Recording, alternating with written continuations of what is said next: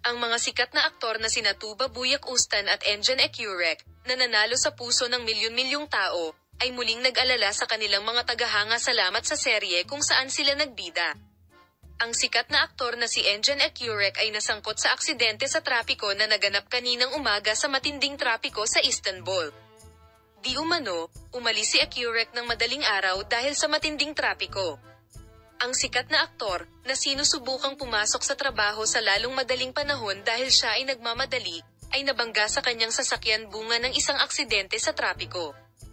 Bagamat nakaligtas si Ecurek, na nasa sasakyan sa oras ng banggaan, sa aksidente na may maliliit na pinsala, siya ay nahimatay dahil sa gulat na naranasan niya sa oras ng aksidente. Mabilis na ginulat ng balita ang mundo ng magazine. Ang mga tagahanga ni Enjan Ecurek, na nag-aalala tungkol sa kanyang kalusugan, ay nanalangin sa social media.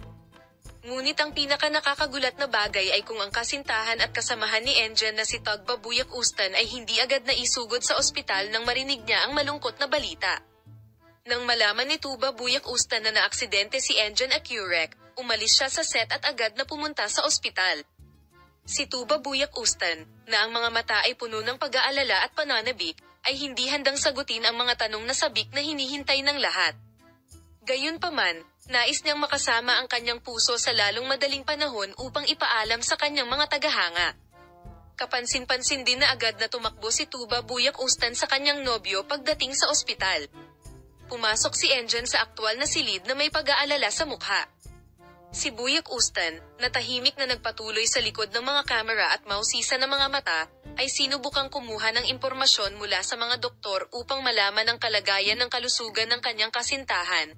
Ngunit ang sitwasyong ito, na nangyari sa harap ng mga kamera, ay makikita rin sa press. Ang pakikibaka ni Tuba Buyak Ustan na makasama ang kanyang kasintahan na si Enjan Ecurek ay pamatok sa agenda ng magazine. Muling nakita ng buong mundo ang pagmamahalan at debosyon ng sikat na mag-asawa. Samantala, ayon sa pinakahuling impormasyon mula sa ospital, nabatid na nasa maayos na kalusugan si Enjan Ecurek at mapapalabas na ito sa maikling panahon.